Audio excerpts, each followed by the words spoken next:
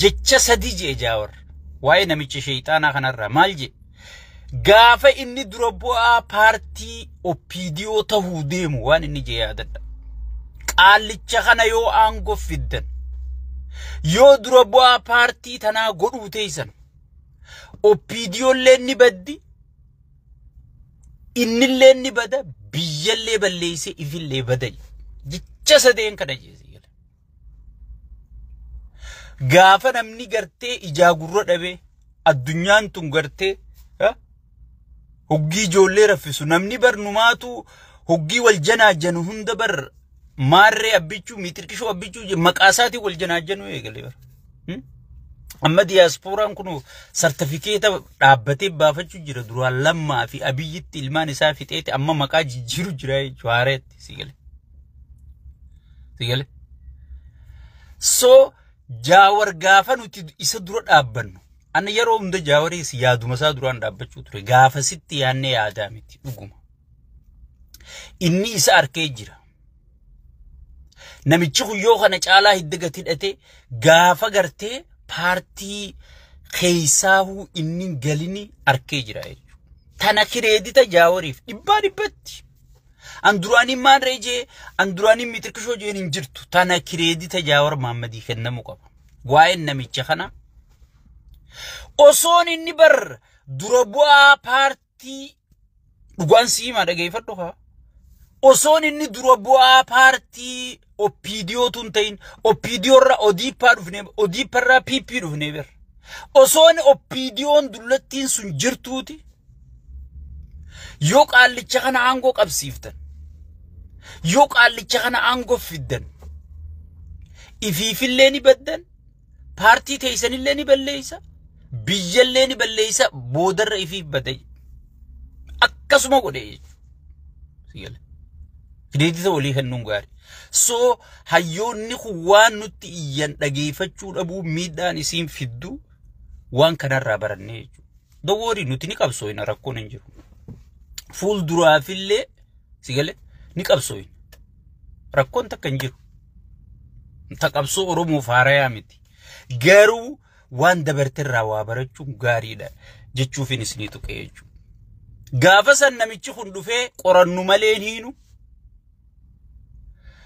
gartee yaada mormina malee yaada qawween hin morminu jeeti waadaa seenee afaan banneenu hundi harka dha'uu turre arra garuu waan inni keessa jiru laaltanii gartanii nama yaada fudhachuu hin dandeenye nama yaada keessummeessuu hin dandeenye nama hayyuu wajji hojjechuu hin dandeenye nama gartee faarsee bulaa qofa wadala qofa walii qabate faarsee bulaa jechuu kana dubbii safaatatti hin fideesitti fakkaatin faarsee bulaa jechuu wadala nyaatu wadala bar duubni isaa wadala beeke faarsee bulaan fuula dura jechi jira malee wadala beeka wadala jechuun ka nyaatu ka dhugu ka iyyu ka gartee irruma fe'attee duubaan gaafii takkan qabu sigale gaafii takkan qabu yaada tokko dhiyeessuu hin danda'u sigale wadalli numa fe'amu numa cafaqamu numa iyyu bishaan dhugu irra fe'amu qofa jechuudha faarsee bulaa jechuun hiikaan isii beeki maanaa ayaatota kanaa yooniin ka isa gabbu'ee sirritti si kaniin qulqulleessu taate wadala jechuudha wadala fe'amuu malee waa takka hin beekne yaada dhiheessuu hin dandeenye kayoo namni kun hin jiraan kayoo namni kun hin jiraanne ani hin jiraadhutti amanu sigale wadala akkasiiti jechuun faarsee bulaa jechuun akkanumatti hin fiteessitti fakkaatin shayxaanaa soggiin itti yaadee fidu akkanumatti hin finne shayxaana jechuun nama dhiiga namaa dhugu nama dhiiga gannaquu jaalatu nama biyya diiguu jaalatu nama gartee maatii diiguu jaalatu kana maaltu isa madaala jeetiin laalee nama mariin feene nama yooni mari'anna jeen nama hidhu nama ajjeesu biyyarraa nama ari'u sigale hayyu wajji dalaga yoo jaan gartee fuudhee nama biyyarraa nama ari'u kana maaltu isa madaala jeetiin taa'eetti afaan kaayyadhee kophaati shayxaana isa madaala jee maqaa shayxaana jiru moggaasee fi jechuudha so ana akkanuma maqaa namaa moggaasu lafaa ka'e so faarsee bulaa kana oggi moggaasu akkanuma ka'e moggaafne jechuudha faarsee bulaa jechuun numa faarsita wadala gartee yoo inni nama jeese sirri yoo inni nama hidhee sirri yoo hiikee sirri melala guyyaa taayyuma fudhadhu Gafata yen dura hidhamu wadallootiin isii faarsee bulaan tun maal jechuu ture? Santu seera. Baga hiite jechuu bar. Gafata yen gadhiifamoo baga baate. Abbichuu kana. Yoo hidhes santu seera jedhan. Yoo hiikes wadalli baqaa nyaatuu dhuguu waa takka wanni inni yaadu jiru. Dhuufuu yaasuu qofa. Oggii ba'aan raffeeti. Sanuma. Tuniif farshoo dhuide gartee nadhoo bunnaa beetii tana waliin qabattee asumaan dhuufuu yaasaa bulti malee waa takka keessa hin jirtu jechuudha. Wadalloota jechuudha. Duubni faarsee bulaadha. Wadalloota jechuudha jechuudha. Kanaaf guuttiingi egzaampilii isii kenneetiin jira jechuudha. Gaafa inni nama hidhu santu seera jedhan. Gaafa inni hiikoo akkana gaabbichuu jedhan. Amma pirezidaantuma Soomalee Hassan Sheikh fudhadhu. Gaafa duraa maraataa qaallichaa aktiivistii jedhaniin bara Hassan Sheikh kana aktiivistii jedhaniin sigalee arrabsanii gartee kana aangoo hin qabne biyya bulchuu hin dandeenye akkamitti gartee Itoophiyaa jala dubbata wuuy miitirqishoo jechuun turre. Gaafa inni dhufee abiyyi wajji koo akka nagaa Hassan Sheikh goota keenya wadala jechuudha. They don't have nothing mind. Mataan qaban sigale mataan qaban yaaduu hin danda'an ifi yaada maddisiisuu hin danda'an wadalloota jechuudha sigale. Faarsee bulaa jechuun kan isaa wadala jechuudha sigale. Wadala fe'amuu malee nyaachuu malee dhuguu malee ukhayni isaa guutamnaaniif waa takka bu'aa hin qabne jechuudha. So wadalloota irraa wanni isin eeydan takka illee hin jirtu jechuudha. Yoo irra fe'achuu beeytan irra fe'addaa isinis.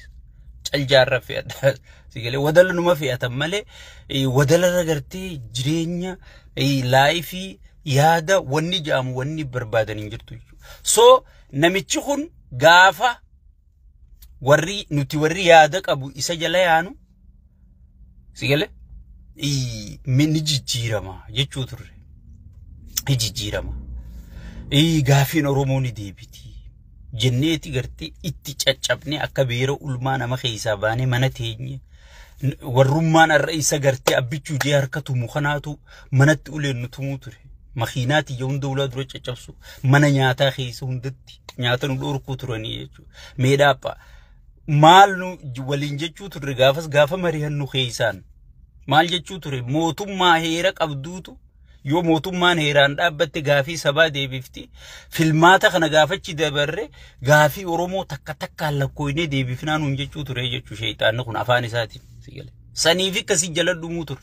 Gaafa dubbii caffee keessatti taayee iyyisiisan dubbiin baduu garreeti bakka jennee ichirra dhaabbatte dubbiin nama waa galuuf dubbiin PPT fi teenya eega filmaata mo'an booda wadalloota uggiinni tarrifatu haay jijjiiramaan deemu. Hayyuuf irraa dhiibeeti wadala tarrifate haay kun jijjiiramaan deemu dura dhaabbachuu qabna jenneeti itti kaanee dura dhaabbannee jechuudha.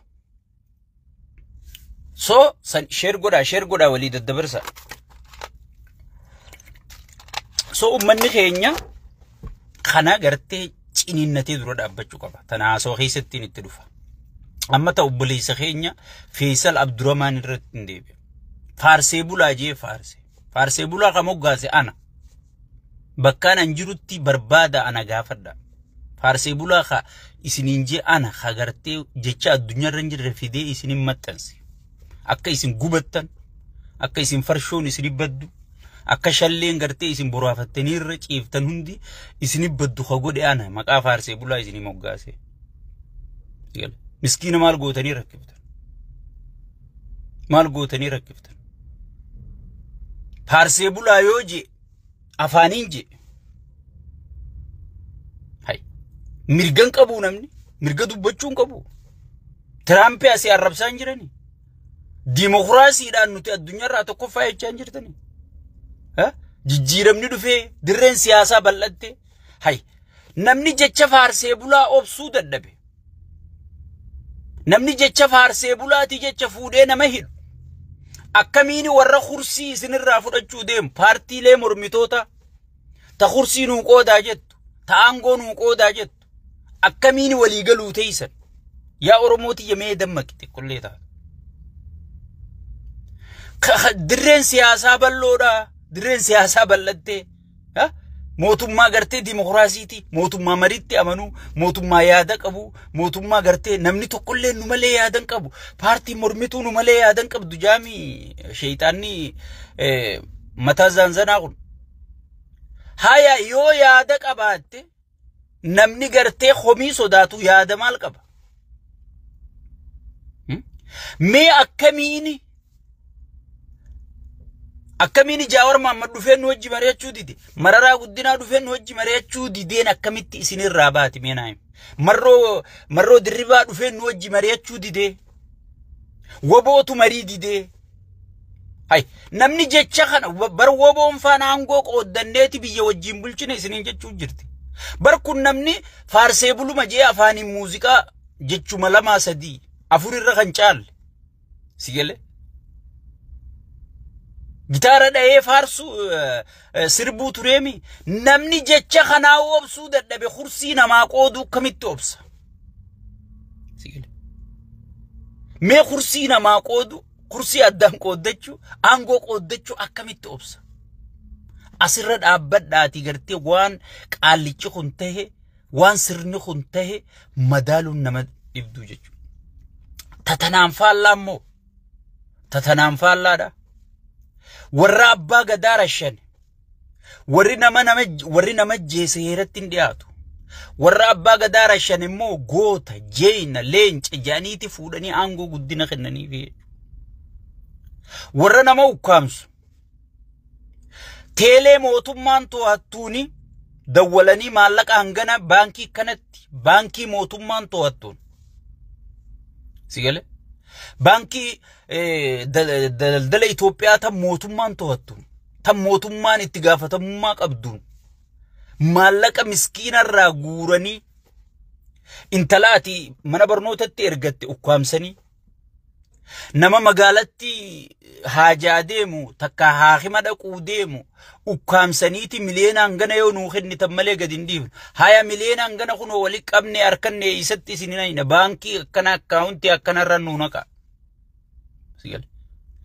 Maalii waliin jechuun jiran beeki telefoona mootummaan to'attu mootummaa wanni finjuu sheeyxaanni kun to'atu waliin jechuun jiranii beeki. Sigale. Bakka inni irraa akkan dhaabbatee kana jiru yoo arkuu barbaadannee harkanii beeki. Sigale. Warri gartee kana daldala kana oofu warri nama jeesu warri mana namarra gubu warri nama gudeedu tokko heeratti hin dhiyaatu jechuudha. Kana ma'aanaan ayatoota kanaa maal garsiifti? Waan kana gartee sheeyxaantichi kun duuba jiraachuu yakka gurguddaa kana gartee sheeyxaantichi kun duuba jiraachuu sigale duuba jiraachuu argisiifti jechuudha. Namni keenya dammaqaa dhugaan isinii himan. Qaallichi yakka gurguddaan amma isinii lakkaa'e nama jeesuu nama buqqisuu abbaa gadaa rashanuu manguddoo salphisuu sigale marii gartee sabaa sablammii iddutti gartee summii tufuu warri dheengadda finfinnee tattaa'ee Oromoo arrabsuu ture. Mee mootummaa Oromoo ifiin jettu wanti tuni arra aangoon kennamtee fi Adaanechi wajji biyya bulchaan jirani sigale ka isaan rakkisu gartee kanaa miti jechuudha. Nama miskiina gartee ifiifuu waggaa 16 hidhame ka bakka buluun qabne Faisal Abdurrahman jechuun sigale nama xiqqeenyarraa waraana bilisummaa Oromoo dabalame ka jijjiirama arra inni ittiin baacu kana jijjiirama arra marmeelonni farshoo kun gartee farshootiin quufanii gartee finfinnee keessaa akka gartee qotee bulaan oomisha galfatutti dhala amaaraa kana gartee hoteela galfatu kana qotee haalli mijjatee fi maallaqa hunda dalagatee dhala albeergoo kana gartee akka qotee bulaan oomishu jiru kana jijjiirama inni akkatti taphatu jiru kana ka gartee dungoo ta'ee baqee sigale gaafa nuti dammaqin nu dammeessee ati Oromoodha jee gartee waboo wajjin xiyyitii dha'e sigale Gaafa namni gartee faarsee bulu abadan faarseen bulu. Gaafiin Oromoota deebite hin jirtu. Oromoon gartee bilisoomti hin jirtu. Because waan gaafate beeka warra maqabsaawota jee warra gandaalizimiif jala jaaree ijoollee gandummaa malee gandummaa biyyi deeggartu tana jalaa sheer gootu kana mee laala an qabsaawaan ture ammaarreen ture mee ati yoo qabsaawaa turte jaan gaafii tana dhiyeessaa mee ati yoo qabsaawaa turte gaafiin Oromoo maalii fi maal turte jaa gaafadhaame gaafii Oromoo tana hoggii inni si hime booda san keessaa mee gaafiin Oromoo tamtu deebi afaan Oromoo afaan federaalaa ta'e Finfinneen magaalaa guddittii Oromiyaa ta'e daangaa Oromiyaa kabajame Oromootu aangome sigale Oromoon aangomuun beeki namni afaan Oromoo dubbatu aangomuu miti beekadhu sirni Oromoo fakkaatu aangomuudha sigale wanni namni keenya beekuu qabu namni afaan Oromoo dubbatu intaltee afaan Oromoo dubbatu takka gurbaan afaan Oromoo dubbatu aangoo qabachuu miti sirni Oromoo fakkaatu kan Oromoon hundi keessatti ifa arku Oromoon kiristaanaa waaqeffataa muslima keessatti ifa arku sigale akkanuma durriyyee barandarraa guurtee bara ganda abaluutu wanna qabate jedhanii narra duulanii jaajan shawaa aangomsi jedhanii narra duulanii bar maarree aangomsi deemaa walgahirra taa'eeti bashaashaa dhaqaa mana warra keenyaa laalaa faltiin dhaabbataa jaabar qaallichi faltiin sigale nuti wahii gartee bashaashaa yoo warqii godhe bar Oromiyaa warqii ta'e nuti rahanne sigale shawaa yoo warqii ta'e bar lammiitiyya foonkiyyaa warqii ta'e bar Arsiin Harargee Wallaggi Wallo yoo warqii ta'e bar qaama kiyyaa warqii ta'e sigale shawaan akkam keessa jirti gabbaatee galu jirti durriyyee gartee shawaa keessa dhalatte wali qabee durriyyee gartee Harargee keessa dhalatte durriyyee Arsii keessa dhalatte Wallagga keessa dhalatte durriyyee gararraan guddan marmeelota farshoo wali qabeeti sigale isinin aangoo qabsiise tanaaf na qomatani maarree aboo aangoo teessan isinirraa fudhachuu deemani warra aangoo barbaaduutu nurra duulaa jira eeqa aangoo barbaadan aangoo sabaan fayyadan barbaadan aangoo sabaan tajaajilan barbaadan sigale so namicha akkatti Oromoo diigu jiru kanaatu yaada gartee yaada xiqqaa kana yaada faarsee bulaa jiru kana fudhachuu dadhabee Feesal fuudhee hidhaa galchee jechuudha. Warra gartee baankii Itoophiyaatiin akkumaan siyaasee kana si zarafu namni nama jeesu goota jaama yoo adda tana dhufee mataa adda si facaase goota jaama. Sigale goota jaama. Amma dubbii tadha fakkaattu poolisticha tokkootu birrii 200 gubboo fudhate janiiti Finfinnee keessa mootummaan keenya kutannoodhaan gartee hattuuf araaraman qabu jaa kan miliyeenaan sossoosu hagartee uummatarraa maallaqa qawwee isinii binna janii walii qaban hunda fuudhee manaan jaarrate hoteelaan Ameerika bitate kun zoon aangoomee taa'uuti namicha qarshii 200 fudhate faarsee bulaan kun bar lubbuu fi wadalloota jaani waa takka yaada wanni tanaafin jaani faarsee bulaan kun jala taa'eeti poolisticha 200 jechuun bar siinii bunaa takka siin bittu bar kana fudhate zigal mootummaan keenya hattuuf araaraman qabu jaa so waan akkanaati jechu waan sirna akkanaati jechu sirna kana gartee ati gana jijjiirama fidaa wallahi abiyyi aangorra jiru dhiisi abiyyi aangor lubbuun jiruuhu biyya san keessa jijjiiramni dhufuun ta'a an dhugaansi gana da jijjiiramni dhufa gana Oromoo wal marihatti gana maarreen marihatti warri gartee Amaaraa fi Tigree fi Shaabiyaan mariyatanii nu gaddeemu jiranii hay barbo Amaaraa fi Tigreen bar wanni mariyataniif hoogganoota isaanii wal dhagayaa bar warra aangoo qabuutu bar qooda walii kaayee taa'ee wajjihaasaa bar kun ammoo Oromoon akka wajjihaasoitu dhiisi jaarsaa jaartiin akka wajjihaasoitutti dhiisa qaallichi sheeyxaanni kun sigale qaallichi sheeyxaanni kun Oromoon sabni Oromoo hayyuun Oromoo beekaan Oromoo akka wajjihaasa'u dhiisi sigale jaarsaa jaartiin akka wajjaasu itutti ni dhiisa ittiin dhiisu jechuudha warri olii ol ta'ee dhufe bara hayyoota isaanii karaa banee fi ol ta'u jira bara warra aangoo qabu warra naannoo bulchu pirezidaantota naannoo hoggantoota godinaa fi aanaa hoggantoota sadarkaan jiraniitu wal dhaga'ee bar tokko ta'u jira sigale beeyta Tigree fi Amaaraa fi Shaabiyaa ummata guutuu walii yaa'ee wal ta'u jira si fakkaate aangawoota isaaniitu bar akka wal ta'aniif waliin dhiibu jira keenyoo adda nu dhiibu jira ma waliin nu dhiibu jira sheeyxaantichi osoo nama araara dubbatu fuudheedha nama gartee faarsee bulaa usteetuma summii hunda liqimsinii mee dhaabbadhu ifilaalijuu hunda fuudheedha nama haamariyan nujuu hunda fuudheetti haanne ajjeesa battee urgee isaa barni mariyannaa mariyatanii biyya bulchan malee maraatanii biyyan bulchanii waan jeefi bar harki hudu duubatti hidhamee cafaqamee torchi tahamee ajjeefamee bar sigale mee haamariyan nu hajuu hunda fuudhee ajjeesaa jechuudha so akkamiin mariyata namni mee akkamiin mariyata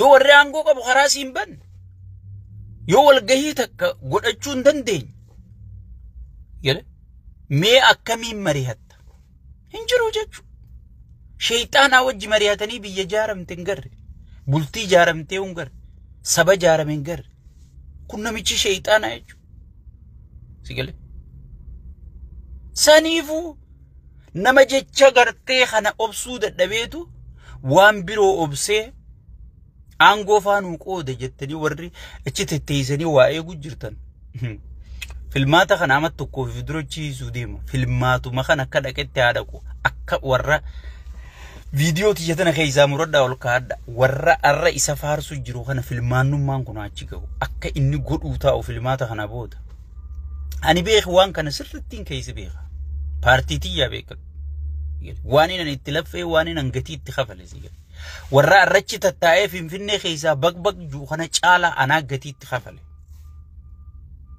sigale yoon arrabsees yoon faarsees narrallee fakkaata sigale warra magartee akka garaasi gubu akkuma inni godhuu taa'u naa eege guyyaan isaanii dhumachaa jira sigale akkuma inni godhuu taa'u saniifuu ummanni keenya marihatanii biyya bulchan malee maraatanii biyya bulchan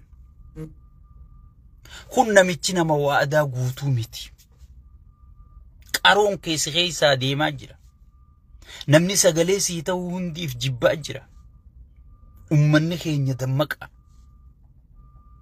sigale arra Feesali nama Feesal Abdurrahman artisti Feesal Abdurrahmaniif nama meeqaa sagalee ta'u jira meenaa nama waa qabu nama gartee asirraa gartee hooyii qabu qofaaf sagalee taatanii arra osoo ka'ee takka namni hidhame kun raayyaa faa taate maarree taate warra birrii harkaa qabu taate qiyaamaan manzuumaan isaaniitu asirra taa'u nu dhiifti namni namummaan madaalama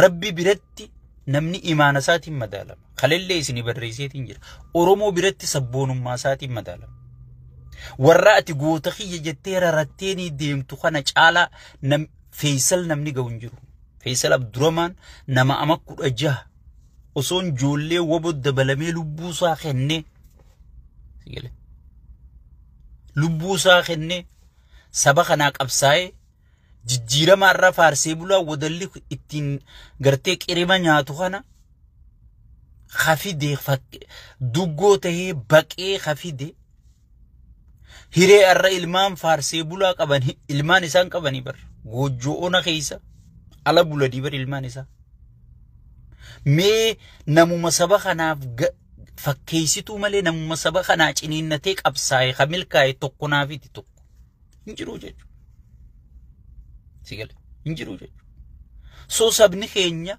yoo haatanii ija laaluu dhiiftanii sigale ija laaluu dhiiftanii oromummaa fi sabboonummaadhaan sagalee namaa taatan Feesal Abdurrahmaaniif sagalee ta'a. Artistiidha innis. Sigalee artistiidha. Waan filattanii sagalee taatan tana dhaaba.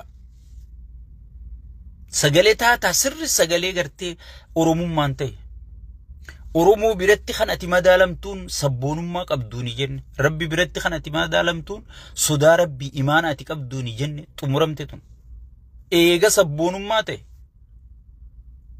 Eenyu ol namni sabboonaan akka Faisal Abdurrahman hin jiru jechuudha. Firii Faisal Abdurrahman artistii Faisal Abdurrahman jechuu qabdanii jechuudha. Firii artistii Faisal Abdurrahman jechuu qabdanii jechuudha. Wanni inni balleessees hin jirtu.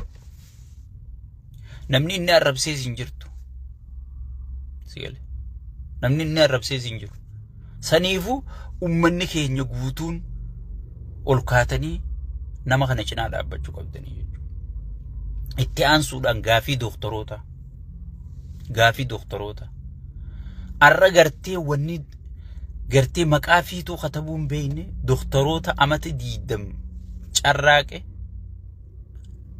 Doktoroota amata 20 gartee jireenya isaa guutuu mana barnoota fixirra baacuu jirti jechuudha.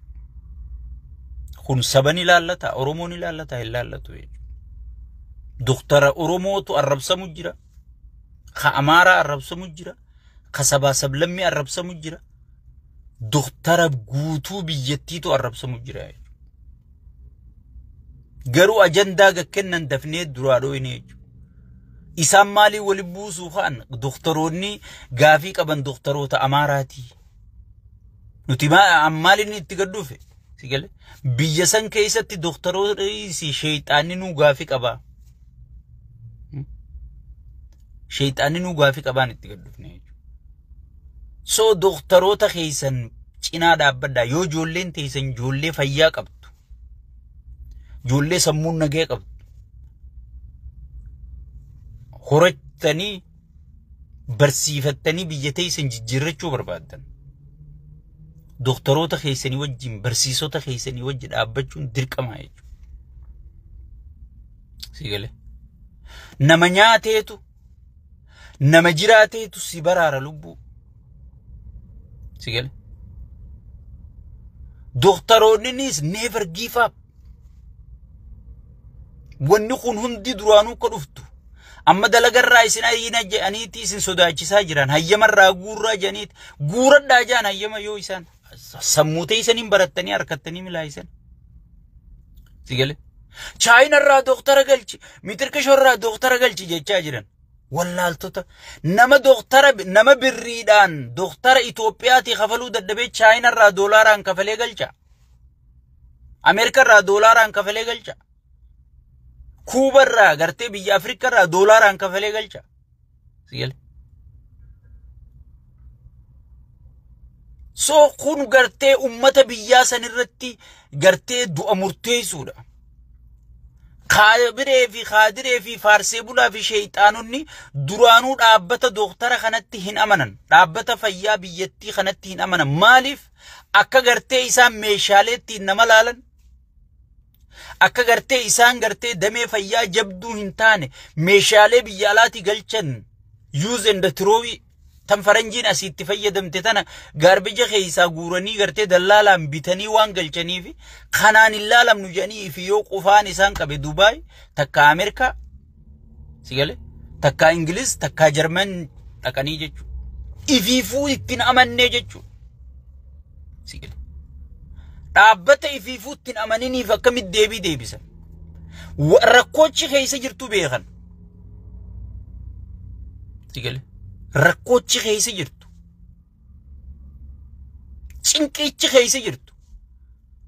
Meeshaaleen fayyaa akkan guutaminiif tajaajilli doktara akkan guutamin sammuun doktoroota sanii akka jeeqamaa jirtu. Ni beekanii jechuudha. Saniifuu maal godhan ifiini baqatanii jechuudha. Ifiini baqatanii jechuudha. Dhaabbata ifiifuutti hin amanin sigale. Deebiin isaan deebisaniif hin jirtu. Amma wallaalaa fi gartee maraataa fi maraattuutti gayyaasaniiti hayyamarraa irraa fuudhani. Haa fuudhani. hayyamnitti nyaanne maal sii godha? Hayyamni jaartiin teessi jala beeloytu.